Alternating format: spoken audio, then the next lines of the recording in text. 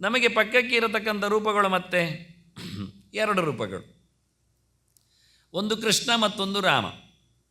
ಉಪಾಸನೆಗೆ ಕೃಷ್ಣವರ್ಣಂ ಕಲವು ಕೃಷ್ಣಂ ಅಂತ ಹೇಳಿದ್ದರಿಂದ ಕಲಿಯುಗದಲ್ಲಿ ಕೃಷ್ಣನನ್ನು ನೆಚ್ಚಬೇಕು ಅಂತ ವಿಶೇಷವಾದ ಆರಾಧನೆಗೆ. ಇತ್ತ ರಾಮನನ್ನು ಉಪಾಸನೆ ಮಾಡಲಿಕ್ಕೆ ಉಂಟು, ಯಾಕೆಂದರೆ ಹತ್ತಿರದ ಯುಗ ಅಂತ. ಕೃಷ್ಣನ ಹಿಂದಕ್ಕೆ ರಾಮನಿದ್ದಾನೆ, ಆದ್ದರಿಂದ ರಾಮನನ್ನು ಉಪಾಸನೆ ಮಾಡಿ ಅಂತ. ಇದೆರಡನ್ನು ಉಪಾಸನೆ ಮಾಡಲಿಕ್ಕೆ ಉಂಟು ಅಂತ ಹೇಳತಕ್ಕಂಥ ಮಾತನ್ನು ಅದಕ್ಕೋಸ್ಕರ ಕೊಟ್ಟಿದ್ದು. ರಾಮಕೃಷ್ಣ ಅವತಾರವುತು ಅಂತ ಉಪಾಸ್ಯವು ಅಂತೇಳಿ ಇಬ್ಬರು ರೂಪಗಳನ್ನು ಉಪಾಸನೆ ಮಾಡಲಿಕ್ಕೆ ಉಂಟು. ಇದು ಅಪೂರ್ವವಾದಂತಹ ಒಂದು ಪ್ರಮೇಯ ಮತ್ತು ಪ್ರಮಾಣ. ರಾಮನನ್ನೇ ಕೃಷ್ಣನನ್ನೇ ಯಾಕೆ ನಾವು ಗಮನಿಸ್ತೇವೆ? ಅದೆರಡರ ಬೀಜಮಂತ್ರವನ್ನು ಮೇಲೆ ಕೆಡ್ಡಿಂಗ್ ಆಗಿ ಕೊಟ್ಟಿದ್ದೇನೆ. ವಾಸ್ತವವಾಗಿ ಇಬ್ಬರದ್ದು.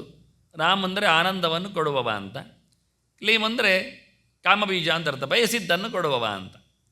ಒಂದು ಆನಂದ ಅಂದರೆ ಮೋಕ್ಷ ಆನಂದ, ಇನ್ನೊಂದು ಬಯಕೆಗಳು ಅಂದರೆ ಇಲ್ಲಿನ ಅಭಿಷ್ಟಗಳು. ಅಂದರೆ ಈ ಲೋಕದಲ್ಲಿ ಏನೆಲ್ಲ ಪಡಿಬೇಕೋ ಅದು ಕೃಷ್ಣನನ್ನು ಮಾತಾಡಿಸಬೇಕು. ಮೋಕ್ಷದ ಆನಂದವನ್ನು ಪಡೀಲಿಕ್ಕೆ ರಾಮನನ್ನು ಕರಿಬೇಕು. ಇದು ಮುಗ್ನಂತರ ಅದು ಕರಿತೇನೆ ಅಂತಾದರೆ ಹಾಗಾದರೆ ಈಗ ಕೃಷ್ಣನನ್ನು ಪೂಜೆ ಮಾಡಿ ಮತ್ತು ರಾಮನನ್ನು ಕರೆಯಿರಿ ಅಷ್ಟೇ, ಬಿಡಲಿಕ್ಕೆ ಬರುವುದಿಲ್ಲ. ಹೀಗಾಗಿ ಎರಡು ರೂಪಗಳ ಉಪಾಸನೆ, ನಮ್ಮ ಹತ್ತಿರದ ಎರಡು ರೂಪಗಳು ಉಪಾಸನೆಗಿರುವಂಥವುಗಳು. ಇಲ್ಲಾದರೆ ಯಾಕೆ ಅಂತ ಕೇಳುತ್ತಾರೆ. ಬುದ್ಧ ಇಲ್ಲೂ ಹತ್ತಿರದಲ್ಲಿ ಕೇಳಿದರೆ ಬುದ್ಧನಿಂದ ಮೋಹ ಆಗತ್ತೆ, ತಪ್ಪಿ ಹೋಗ್ತಾನೆ. ಅದಕ್ಕೋಸ್ಕರ ಬುದ್ಧನನ್ನು ಬಿಟ್ಟು ಕಲ್ಕಿ ಬರಬೇಕಷ್ಟೆ. ಕೃಷ್ಣ ಸಿಕ್ಕಿದ, ಅದರ ಹತ್ತಿರದಲ್ಲಿರುವುದು ರಾಮ. ಕೃಷ್ಣ ಪೂರ್ಣತೆಯನ್ನು ಮಾಡಿದವ, ರಾಮ ಆರಂಭವನ್ನು ಮಾಡಿದವ ಅಂತ. ಅವತಾರಗಳಿಗೆಲ್ಲ ಕೃಷ್ಣ ಕೊನೆ. ವಾಸ್ತವವಾಗಿ ಅಲ್ಲಿ ವಾಲಿಯ ಸಂಹಾರ ಆಯಿತು ಅಚಾನಕವಾಗಿ, ಬಹಳ ಪ್ರಿಯ ರಾಮನಿಗೆ. ಆದರೆ ಅವನ ಆಸೆಗೋಸ್ಕರ ಮತ್ತೆ ಅವನನ್ನು ಅರ್ಜುನ ಮಾಡಿಸಿಕೊಂಡು ಕೃಷ್ಣ ರಥದಲ್ಲೇ ನಿಲ್ಲಿಸಿಕೊಂಡು ಅವನನ್ನು ಗೆಲ್ಲಿಸಿ ದೊಡ್ಡ ಹೆಸರು ಮಾಡಿದ. ಹಾಗಾಗಿ ಕೃಷ್ಣಾವತಾರದಲ್ಲಿ ಮಿಸ್ಸಾದವರಿಗೆಲ್ಲ ಪೂರ್ಣತೆಯನ್ನು ಕೊಟ್ಟ ರೂಪ ಅದು ವಿಶೇಷ. ಹಾಗಾಗಿ ರಾಮ ಅದಕ್ಕೆ ಪೂರಕ. ಆದ್ದರಿಂದ ರಾಮ ಕೃಷ್ಣ ಎರಡು ರೂಪಗಳು ಮುಖ್ಯ. ಒಂದು ಮಹಾಭಾರತ, ಒಂದು ರಾಮಾಯಣ. ಮೂಲ ರಾಮಾಯಣ ಮತ್ತು ಮಹಾಭಾರತದ ಇಬ್ಬರು ಅಧಿನಾಯಕರು ರಾಮಕೃಷ್ಣರು. ಅವರು ಅದು ಎರಡರ ಚಿಂತನೆಯನ್ನು ಬಿಡುವ ಹಾಗಿಲ್ಲ. ರಾಮಾಯಣಗಳ ಹರವು ಪೂರ್ತಿ ಇರುವುದು ಪುರಾಣಗಳಲ್ಲಿ. ಆದ್ದರಿಂದ ಇತಿಹಾಸ ಪುರಾಣ ಪಂಚಮೋ ವೇದಾನಾಂ ವೇದ ಅನ್ನುವ ಮೂಲಕ ಮಹಾಭಾರತವನ್ನು ಮಿಸ್ ಮಾಡಿಕೊಳ್ಳಬೇಡಿ. ವೇದವ್ಯಾಸರ ಜೊತೆಗಿರತಕ್ಕಂತಹ ಮುಖ್ಯವಾದ ಪುರಾಣಗಳ ರಾಶಿಯನ್ನು ನಾನು ಹಿನ್ನೆಲೆಯಲ್ಲಿ ಎಲ್ಲ ಪುರಾಣಗಳಲ್ಲಿ ಬಂದಿರತಕ್ಕ ರಾಮಾಯಣವನ್ನು ಕೊಟ್ಟಿದ್ದೇನೆ. ರಾಮಾಯಣ ಸಮೀಕ್ಷಾ ಅಂತ ಕೃತಿಯ ಹೆಸರು. ಅದರಲ್ಲಿ 18 ಪುರಾಣಗಳಲ್ಲಿ ಬಂದಿರತಕ್ಕ ಚಿಂತನೆಗಳಿವೆ.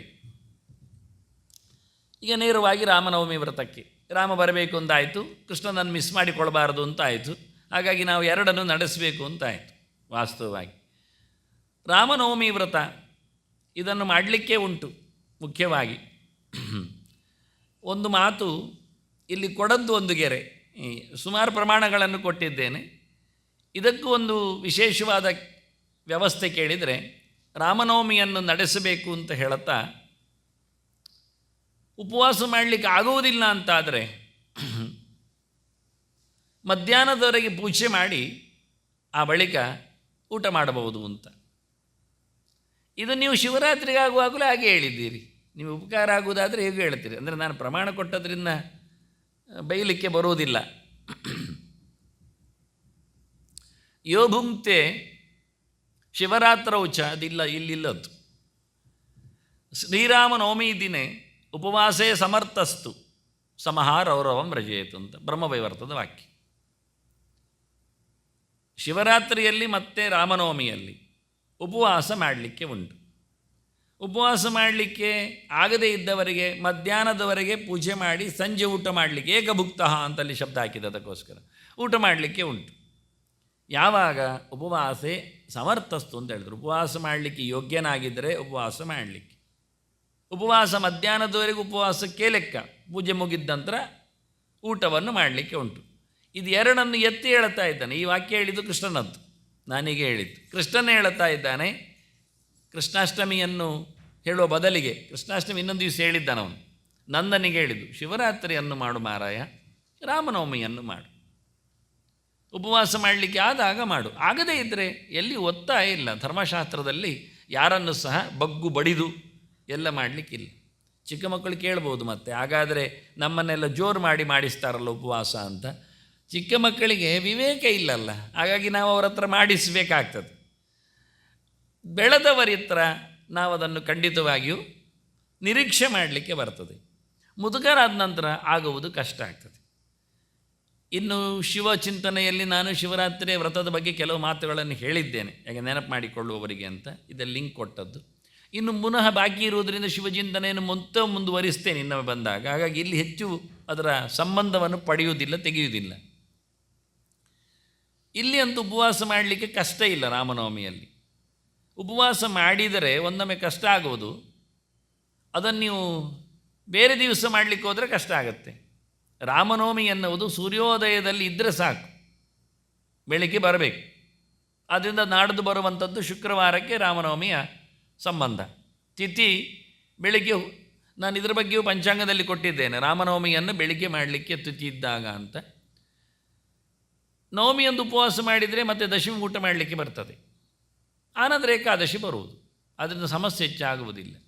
ಆದರೆ ಶಿವರಾತ್ರಿ ಉಪವಾಸ ಮಾಡಿದರೆ, ಏಕಾದಶಿ ಉಪವಾಸ ಮಾಡಿರ್ತಾರೆ, ದ್ವಾದಶಿ ಅಂದು ಪಾರಾಯಣ ಮಾಡ್ತಾನೆ, ಮತ್ತು ಮರುದಿವಸ ತ್ರಯೋದಶಿ ಅಂದೇ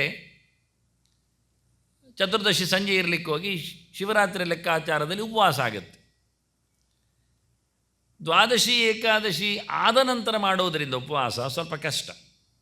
ಮೊದಲು ಮಾಡಲಿಕ್ಕೆ ಸುಲಭ, ಮತ್ತೆ ಮಾಡಲಿಕ್ಕೆ ಕಷ್ಟ. ಉಪವಾಸ ಮಾಡಿದವರಿಗೆ ಗೊತ್ತಿರೋದು ಅದು ವಿಷಯ. ಎರಡು ಕಡೆಯಲ್ಲಿ ಒಂದೊಂದೇ ದಿನ ಮಿಸ್ ಆಗುವುದು ನಮಗೆ. ನವಮಿ ಉಪವಾಸ ಮಾಡಿದರೆ ದಶಮಿ ತಿನ್ನಲಿಕ್ಕೆ ಉಂಟು, ಏಕಾದಶಿ ಮತ್ತೆ ಉಪವಾಸ ಮಾಡಲಿಕ್ಕೆ ಉಂಟು, ದ್ವಾದಶಿ ತಿನ್ನಲಿಕ್ಕೆ ಉಂಟು, ಮತ್ತು ಪುನಃ ತ್ರಯೋದಶಿ ತಿನ್ನಲಿಕ್ಕಿಲ್ಲ ಅಂತ ಶಿವರಾತ್ರಿ ಹೊತ್ತಿನಲ್ಲಿ ಆಗ್ತದೆ, ಒಂದು ಆಚೆ ಒಂದು ಈಚೆ ಅಂತ. ಆದರೆ ತ್ರಯೋದಶಿ ತಿಂದ ಬಳಿಕ ಅಥವಾ ಉಪವಾಸ ಮಾಡಿದ ನಂತರ ಮತ್ತೆ ಪುನಃ ಅಮಾವಾಸ್ಯೆ ಬರಲಿಕ್ಕಿರೋದ್ರಿಂದ, ಅದು ಕೃಷ್ಣ ಪಕ್ಷದ್ದು ಅಮಾವಾಸ್ಯೆಯು ಕೆಲವರೆಲ್ಲ ಉಪವಾಸ ಮಾಡ್ತಾರೆ ಅಥವಾ ಒಂದು ಹೊತ್ತು ಊಟ ಮಾಡ್ತವರಿದ್ದಾರೆ. ಹೀಗಾಗಿ ಸಾಲಿನಲ್ಲಿ ಶಿವರಾತ್ರಿಯ ಉಪವಾಸವನ್ನು ಮಾಡಲಿಕ್ಕೆ ಹೋದರೆ ಇತ್ತ ಏಕಾದಶಿಯೂ ಇರ್ತದೆ, ಅತ್ತ ಅಮಾವಾಸ್ಯೆ ಇರ್ತದೆ. ಅದರಿಂದ 4-5 ದಿನದಲ್ಲಿ 2-3 ಉಪವಾಸಗಳು ಬಿದ್ದೋಗ್ತವೆ ಹೇಳಿ ಇದಕ್ಕೋಸ್ಕರ ಅಸಾಮರ್ಥ್ಯ ಆಗ್ತದೆ. ಅಸಾಮರ್ಥ್ಯದಿಂದ ಶಿವರಾತ್ರಿ ಮೈನ್ ಅಂತ ಹೇಳಿಕೊಂಡು ಏಕಾದಶಿಯನ್ನು ಬಿಟ್ಟುಕೊಡ್ತಾರೆ ಕೆಲವರು. ಆವತ್ತು ತಿಂದರೆ ತೊಂದರೆ ಇಲ್ಲ, ನಾಡ್ದು ಏಕಾದಶಿ ಉಪವಾಸ, ನಾಡ್ದು ಶಿವರಾತ್ರಿ ಉಪವಾಸ ಮಾಡಲಿಕ್ಕಿಲ್ಲ ಅಂತ ಹೇಳಿಕೊಂಡು ಒಂದನ್ನು ಮಿಸ್ ಮಾಡ್ತಾರೆ. ಒಂದನ್ನು ಮಿಸ್ ಮಾಡುವುದು ಧರ್ಮಶಾಸ್ತ್ರಕ್ಕೆ ಇಷ್ಟ ಇಲ್ಲ. ಏಕಾದಶಿ ಅದು ನಿತ್ಯವಾದ ವ್ರತ, ಶಿವರಾತ್ರಿ ಅದು ನೈಮಿತ್ತಿಕ, ಅಂದರೆ ಒಂದು ಶಿವನ ಜಯಂತಿಯನ್ನು ಇಟ್ಟುಕೊಂಡು ಬಂದದ್ದು, ವರ್ಷಕ್ಕೊಂದೇ ಸರಿ ಬರುವಂಥದ್ದು. ಹಾಗಾಗಿ ಕೆಲವರು ಹೇಳೋದು ವರ್ಷಕ್ಕೊಂದೇ ಬರೋದು ಗೌಜಿ ಅಲ್ವಾ, ಇದು ದಿನ ಉಂಟಲ್ಲ. ಆದರೆ ನಿತ್ಯ ಇರುವಂಥದ್ದು ಬಿಡಲಿಕ್ಕೇ ಇಲ್ಲ.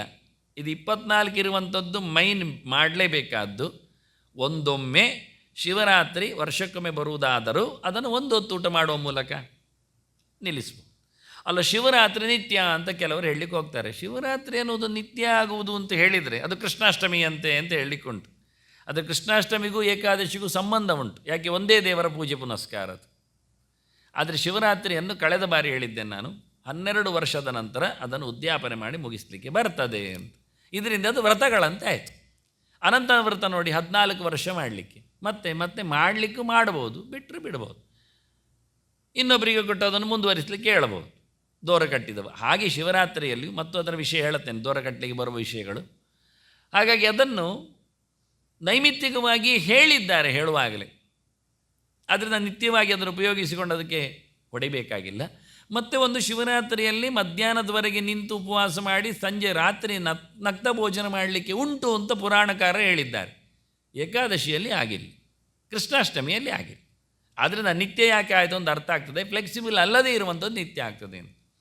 ಆದರೆ ರಾಮನವಮಿಗೆ ಇನ್ನೊಂದು ಸ್ಪೆಷಲ್ ಅಂತ ಕೇಳಿದರೆ ಕೋಟಿ ಸೂರ್ಯ ಗ್ರಹಾಧಿಕ ಅಂತ ಶ್ರೀರಾಮನವಮಿ. ರಾಮನವಮಿ ಎನ್ನುವುದು ಕೋಟಿಗಟ್ಟಲೆ ಸೂರ್ಯಗ್ರಹಣದ ಪರ್ವಕಾಲದಲ್ಲಿನ ಪುಣ್ಯವನ್ನು ಸಂಪಾದನೆ ಮಾಡಲಿಕ್ಕೆ ಬರ್ತದೆ ಅಂತ. ಈ ನೆಲೆಯಲ್ಲಿ ನೋಡಿಕೊಂಡಾಗ ನಾವು ರಾಮನವಮಿಗೆ ಹೆಚ್ಚು ಪ್ರಾಶಸ್ತ್ಯವನ್ನು ಕೊಟ್ಟು ಅವರು ಹೇಳಿದಾಗೆ ಮಧ್ಯಾಹ್ನದವರೆಗೆ ಇದ್ದುಕೊಂಡು ರಾಮನವಮಿ ಉತ್ಸವ ಆದ ನಂತರ ಸಂಜೆ ನಂತರ ಮಧ್ಯಾಹ್ನ ನಂತರ ಊಟ ಮಾಡಲಿಕ್ಕೆ ಬರ್ತದೆ ಅಂತ ಅರ್ಥ ಮಾಡಿಕೊಳ್ಳಲಿಕ್ಕೆ ಆಗ್ತದೆ.